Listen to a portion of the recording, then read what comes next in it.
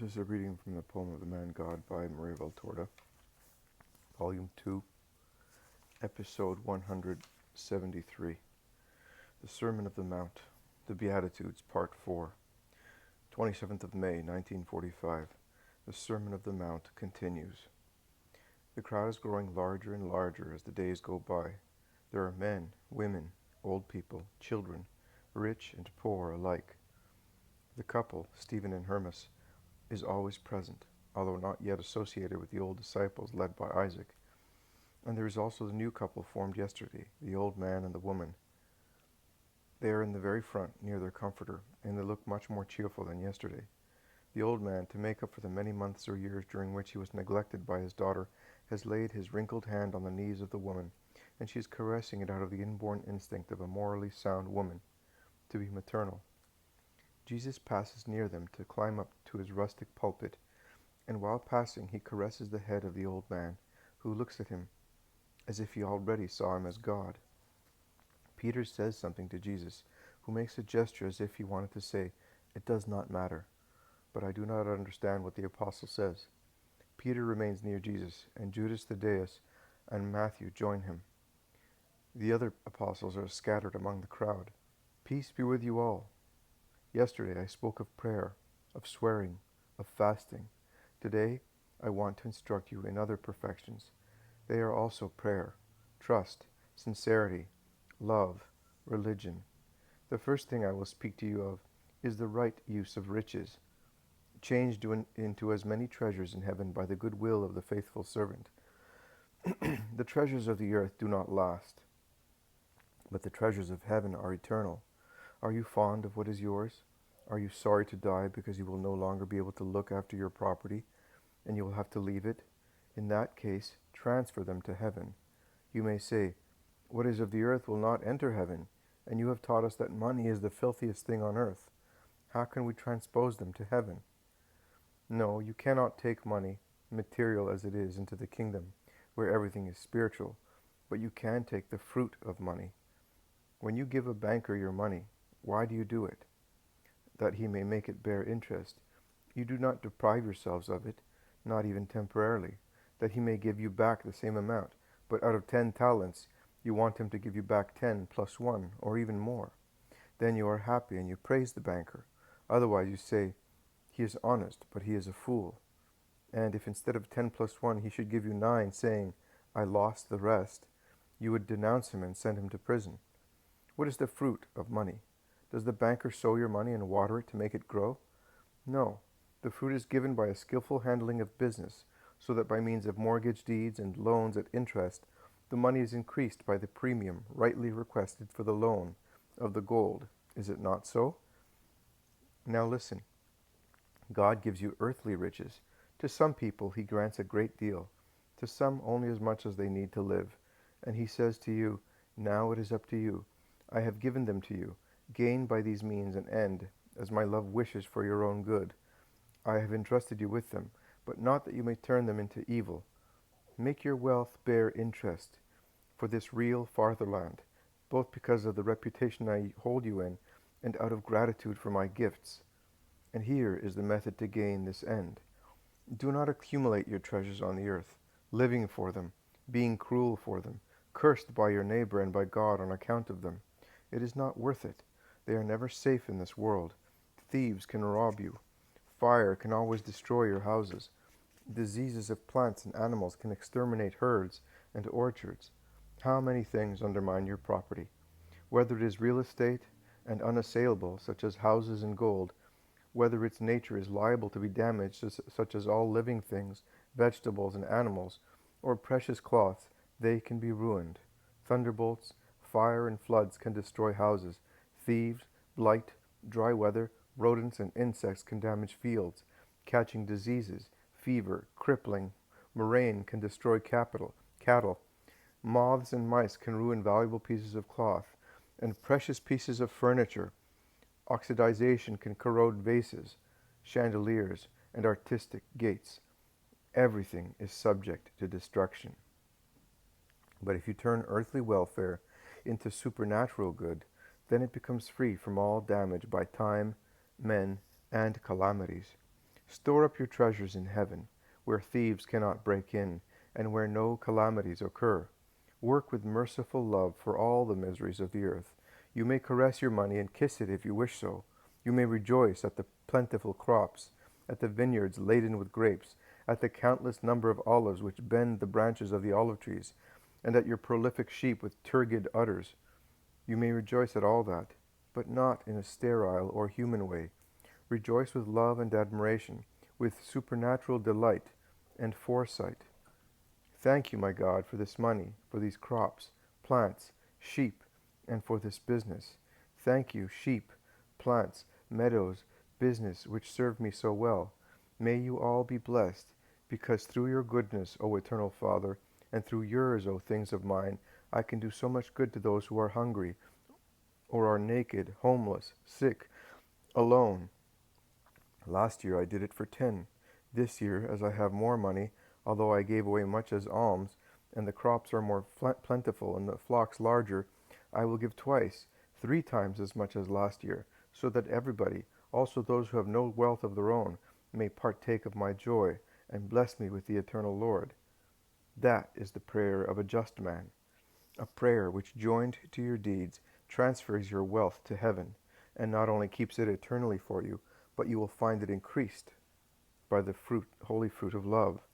Store your treasures in heaven so that your heart may also be there, above and beyond the risk that not only your gold, your houses, fields, and herds may suffer damage, but that your very heart may be attacked and robbed, corroded, burnt, and killed by the spirit of the world. If you do that, you will have your treasures in your heart, because you will have God within you until the blessed day when you will be in him. But in order not to diminish the fruit of charity, take care to be charitable in a supernatural spirit. What I said in regard to prayer and to fasting applies also to charity and to any other good action you may do. Keep the good you may do free from the violating sensation of the world. Keep it immune from human praise. Do not profane the scented rose of your charity and of your good deeds, as it is a true censer of perfumes agreeable to the Lord. Good is profaned by a proud spirit, by the desire to be noted when doing good, and by the quest for praise. The rose of charity is then dribbled and eaten away by the big slimy snails of satisfied pride, and the censer is filled with the fetid straw of the litter on which the proud man basks like a well-fed animal. Oh, those deeds of charity accomplished to be pointed out by the people! It would be better, much better, if they had not been performed at all. Who does not do them commits a sin of harshness. Who does them, letting people know both the amount given and the name of the person to whom it was given, and begging for praise, commits a sin of pride by making the offer known, as he says, "See how much I can afford," sins against charity, because he humbles the beneficiary by making his name known, and commits a sin of spiritual avarice, as he wants to store up human praises. It is straw, nothing but straw. Let God and his angels praise you.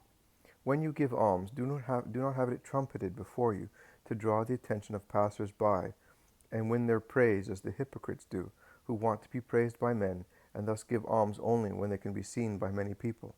They too have received their reward, and will not have another one from God. Do not commit the same sin, and do not be so presumptuous. But when you give alms, your left hand must not know what your right is doing. So secret and modest is your almsgiving, and then forget about it. Do not linger admiring your deed, swelling with it like the toad that contemplates itself with its veiled eyes in the pond, and sees also the clouds, trees, and chart near the bank reflected in the still water. And when it sees that it is so small as compared to them, which are so large, it swells up with air until it bursts. Also your charity is nothing as compared to the infinite, which is the charity of God. And if you wanted to become like him, and make your small charity so big as to equal his, you would fill yourselves with the wind of pride, and would end up by perishing. Forget about it. Forget about the action itself. A light, a sweet voice will always be present with you, and will make your day bright, sweet, and happy, because that light will be the smile of God. The honey will be the spiritual peace, which still comes from God, and the voice will be the voice of God, the Father, who will say to you, "Thank you." He sees the hidden evil and the concealed good, and will give you a reward for them. I can. Master, you give the lie to your own words. The sudden resentful remark comes from the center of the crowd. They all turn round in the direction of the voice. There is some confusion. Peter says, I told you. When there's one of those over there, everything goes wrong. Many people in the crowd hiss and grumble against the reviler. Jesus is the only one who remains calm. He has folded his arms and is standing, tall as he is, on his rock, with the sun in front of him, in his dark blue tunic. The reviler, heedless of the reaction of the crowd, goes on, You are a bad master, because you teach what you do not do, and be quiet, go away, shame, shout the crowd, and again, go back to your scribes, the master is quite enough for us. Let the hypocrites go with the hypocrites, you false masters, usurers. And they continue. But Jesus thunders out, Silence! Let him speak. And the crowds no longer shout, but they whisper their insults, glaring at him at the same time. Yes, you teach what you do not do. You told us that we should give alms without being seen. And yesterday, in the presence of a whole crowd, you said to two poor people, Stay, and I will appease your hunger. I said, Let the two poor people stay here. They will be the blessed guests who will give flavor to our bread. Nothing else. I did not say I wanted to satisfy their hunger. Which poor man has not at least some bread? It was my joy to extend to them our good friendship. Of course, you are cunning, and you can play the lamb. The old man stands up, turns around, and raising his walking stick, he shouts, Infernal tongue, who are accusing the Holy One. Do you think that you know everything, and that you can accuse him of what you know? As you do not know who God is, and who he is, whom you are insulting, so you do not know his deeds. Only the angels and my overjoyed heart knows. Listen, men, listen, everybody, and see whether Jesus is the liar, and the proud man that this traitor to the temple is saying Be quiet, Ishmael, be quiet for my sake. If I made you happy, please make me happy by being silent. Jesus begs him. I obey you, Holy Son, but let me say only this. The blessing of an old faithful Israelite is on him who assisted me in the name of God, and God put that blessing on my lips for me, and for Sarah, my new daughter. But there will be no blessing on your head. I will not curse you. I will not foul with a curse my mouth, which must say to God, Receive me. I did not do it to her who disowned me, and I have already received a divine reward for it. But there is one who will take the place of the innocent you are accusing, and of Ishmael, the friend of God, who assists him. A chorus of shouts closes the speech of the old man, who sits down again, while a man sneaks away, followed by insults. The crowd then shout to Jesus, Go on, Holy Master, we will listen only to you. Listen to us, not to those cursed birds of evil omen. They are jealous, because we love you more than we love them. But you are holy, they are wicked. Go on, speak to us. You can see that we have no other wish but to hear you. Our homes, our business, they are nothing. We left them to hear you. Yes, I will speak to you. But do not be upset by what happened. Pray for those poor people. Forgive them as I do, because if you forgive men their faults, also your Father who is in heaven will forgive you your sins. But if you bear men a grudge and do not forgive them, neither will your Father forgive you your shortcomings. And everybody needs to be forgiven. I was saying to you that God will give you a reward, even if you do not ask to be rewarded for the good you have done. But do not do good to be rewarded, to have a security for tomorrow. Do not do good restricted within narrow limits by fear. And after, will I have enough for myself? And should I have nothing, who will help me? Will I find anyone who will do what I did? And when I will no longer be able to give, will I still be loved? Look, I have mighty friends among rich people, and I have friends amongst the poor people of the earth, and I solemnly tell you that the mighty ones are not the most loved. I go to them not for my own sake or profit, but because they can give me much for those who have nothing. I am poor. I have nothing. I would like to have all the treasures in the world and change them into bread for those who are hungry, into homes for the homeless, into clothes for the naked, and into medicines for the sick. You may say, You can cure people. Yes, I can do that, and other things, but I do not always find faith in men, and I cannot do what I would do and would like to do if the hearts of men had faith in me. I would like to help also those who have no faith, and as they do not ask the Son of Man for miracles, I would like, as a man, to help them. But I have nothing. That is why I stretch out my hand to those who are rich, and I ask them, give me some alms in the name of God. That is why I have high-placed friendships. Tomorrow, when I am no longer on the earth, there will still be poor people, but I shall not be there to work miracles for those who have faith, nor to give alms to lead to faith. But then my rich friends who are in touch with me will have learned how to help, and my apostles, after their experience with me, will have learned how to give alms out of love for their brothers, and the poor will always receive assistance. Yesterday, I received from one who has nothing more than all those who are rich have given me. He is a friend, and as poor as I am, but he gave me something which no money can buy, and which made me happy, bringing back to me so many serene hours of my childhood and youth, when every evening the hands of a just one were laid on my head, and I went to rest with his blessing as the guardian of my sleep. Yesterday, this poor friend of mine made me king with his blessing. You thus see that none of my rich friends has given me what he gave me. Therefore, be not afraid, even if you no longer have the power of money, providing you have love and holiness, you can still assist who is poor, tired, and distressed. And I therefore say to you, do not worry too much because you are afraid of having too little. You will always have what is necessary. Do not worry too much about your future. Nobody knows how much future there is ahead of him. Do not worry about what you will eat to support yourselves in life, or what clothes you will put on to keep your bodies warm. The life of your souls is by far more precious than your stomachs and your limbs. It is much more valuable than your food and your clothes, exactly as material life is more valuable than food, and the body more precious than its clothes. And your Father knows. You ought to know too. Look at the birds in the sky. They do not sow or reap or gather into barns, and yet they do not starve to death, because the Heavenly Father feeds them. And you men, the favorite creatures of the Father, are worth much more than they are. Which of you, with all his talent, can add 1 cubit to his height? If you cannot raise your height even by a span, how can you possibly change your future conditions, increasing your wealth, to ensure that you will live to a long and happy old age? Can you say to death, you shall come for me when I want? You cannot. Why then worry about your future, and why go to so much trouble lest you should be left without clothes? Think of the lilies growing in the field. They do not work or spin. They do not buy any cloth from vendors. Yet I assure you that not even Solomon in all his regalia was robed like one of them. Now if that is how God clothes the grass in the field, which is there today and will be thrown in the furnace tomorrow, or used to feed the cattle, and will thus end up in ash or dung, how much more he will see to you, his children. Do not be of little faith. Do not worry about an uncertain future, saying, what shall I eat when I am old? What shall I drink? How will I clothe myself? Leave such worries to the Gentiles, who do not have the lofty certainty of the divine paternity.